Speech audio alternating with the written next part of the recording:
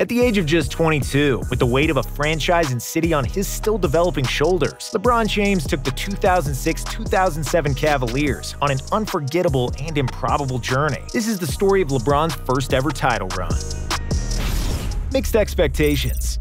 While the 2006-07 season was supposed to be LeBron's year to cement himself as one of the game's best players, he wasn't surrounded with a lot of talent to help him do so. James was coming off a season in which he became the youngest player to ever win MVP at the All-Star Game and led Cleveland to the postseason for the first time in nearly a decade. The Cavs won more games during that regular season than any of their previous teams dating all the way back to the 92-93 season, which was also the last time the franchise won a playoff series. LeBron had finally lifted Cleveland basketball back into relevancy, and everybody was looking for him to take the next step, but his supporting cast wasn't exactly championship caliber. Only one player on the Cavs roster at the time had been an All-Star, Zydrunas Ilgauskas, who had only received that honor twice in his career. If LeBron wanted to make the previous year not look like a fluke, he would have to strap a collection of role players on his back and carry them, finding a winning formula. The Cleveland coaching staff was well aware that they were going to lean on LeBron heavily for this team to have any success, so during the regular season, they played him over 40 minutes per game. By the end of the season, James had played nearly 600 more minutes than the team's next leader in minutes. LeBron was forced to do more than just log a lot of playing time. Every night he was called upon to score because his teammates weren't able to consistently do so. Appearing in 78 regular season games, James was the Cavs' leading scorer in 66, on his way to averaging 27.3 points per game, which was more than the team's second and third highest scorers combined. During the regular season, LeBron had such an impact and so little help that at his win shares, the statistical estimate of the number of wins contributed by a player was 13.7. Nobody else on Cleveland's roster had a win share above 7. Focusing on just the offensive end of the floor, the win share difference between LeBron and his teammates became even more drastic. His offensive win shares was 8.0, while the Cavs' second highest was Anderson Varejao at just 2.6. Thanks to all of this heavy lifting from King James, the Cavs finished second in the Eastern Conference with a 50-32 record, turning up the heat. Just when it seemed like the Cavs couldn't possibly ask LeBron to do any more for them, the playoffs arrived and his workload increased. In Cleveland's opening round series against the Wizards, James averaged 45.4 minutes per game. That number is even crazier considering none of the games went to overtime, which means he only sat out for about 2.5 minutes per game. To nobody's surprise, LeBron made the most of those minutes as he put up an all-around dominant stat line for the series, with 27.8 points, 8.5 rebounds, 7.5 assists, and 1.8 steals per game. Those numbers equaled a first-round sweep for James and the Cavs, as they made light work of the Wizards. Outnumbered, but not outclassed. In Cleveland's second-round matchup, their opponent, the New Jersey Nets, had 3 of the 4 best players on the court between the two teams. The Nets featured a big 3 before big 3s became popular again, with Jason Kidd, Vince Carter, and Richard Jefferson. This meant that LeBron's heavy workload wasn't going anywhere. During the course of this series, he logged 44 minutes per game, and just like he had done all season, he filled up the stat sheet too, averaging 24.7 points, 7.3 rebounds, 8.5 assists, and 1.2 steals per game. While James' scoring dipped a bit, that can be attributed to him going out of his way to get his teammates involved more. LeBron knew that if he didn't do it, nobody else would. At just 3 assists per game, Larry Hughes was the only Cavalier to average more than 2 assists per game that series. With that said, LeBron still led both teams in scoring, but each of the series' next 4 highest scorers were on the Nets, further highlighting just how little help LeBron had. New Jersey pushed LeBron and the Cavs to a 6-game series, but in the end, there was no stopping the King from advancing. Chance to make history.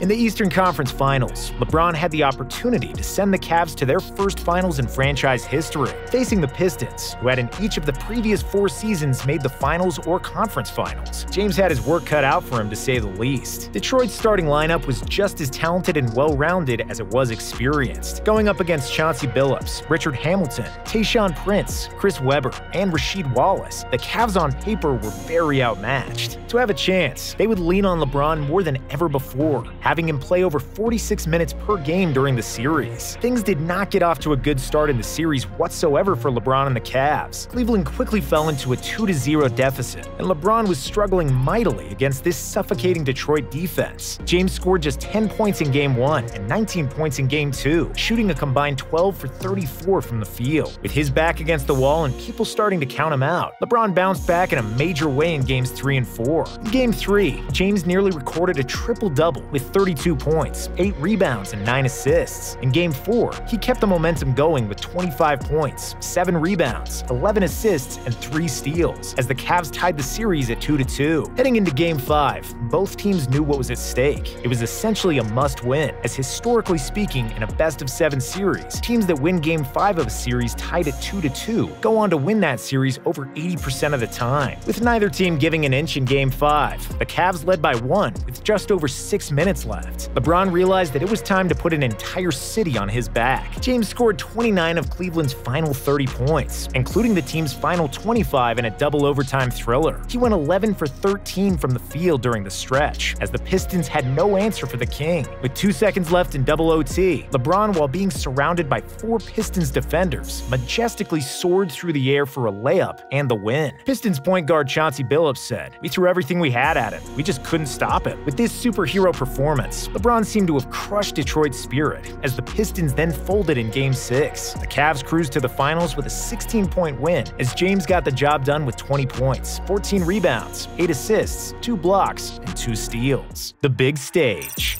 By now, it was no secret that this Cavs team would only go as far as LeBron could carry them. The question was, did he have enough left in the tank to overcome a budding dynasty in the Spurs? Led by a core of Tony Parker, Manu Ginobili, and Tim Duncan all in their prime, San Antonio had won the title in 2 of the previous 4 seasons and made the playoffs in each of the previous 9. The experience gap between the Cavs and Spurs could not have been wider. Heading into the series, San Antonio's roster had 8 players with finals experience, combining for 103 games played. Meanwhile, Cleveland only had 1 player with finals experience in Eric Snow, who played 11 total games with the 1996 Sonics and 2001 76ers. While the majority of experts chose the Spurs to win the series, not all hope was lost for the Cavs, as Cleveland that year actually was victorious in both of the team's 2 regular season meetings. However, the Cavs' inexperience showed in Games 1 and 2 in San Antonio. The Cavs couldn't find a rhythm, shooting just over 40% from the field, as the Spurs took a commanding 2-0 series lead. With the series shifting back to Cleveland, the Cavs looked for one more big performance out of the King to turn things around. LeBron in Game 3 did his part, scoring over 1/3 of Cleveland's points with 25, while adding in 8 rebounds, 7 assists, 2 steals, and 1 block. Although the Cavs outscored the Spurs by 4 with James on the court, they were outscored by 7 in the 6 minutes he rested and lost the game by 3. Down 0-3, all hope was lost for Cleveland, but they never gave up. LeBron in Game 4 did what he could, scoring 24 of the team's 82 points, in addition to his 6 rebounds and 10 assists. Just like the previous game, the Cavs outscored the Spurs with him on the floor for 46.5 minutes. But unfortunately for him in Cleveland, they still lost by 1. The moment just seemed to be too much for the inexperienced Cavs, as LeBron finally ran out of gas. Other than James, no Cavalier during the finals scored more than 16 points in any game. On the other hand, the Spurs relied on a balanced trio of Parker, Ginobili, and Duncan, who during the series combined for 59 points per game. While LeBron's haters sure love bringing up how he got swept in the finals, the fact that the Cavs outscored the Spurs in both Games 3 and 4 when he was on the court says it all. Statement made.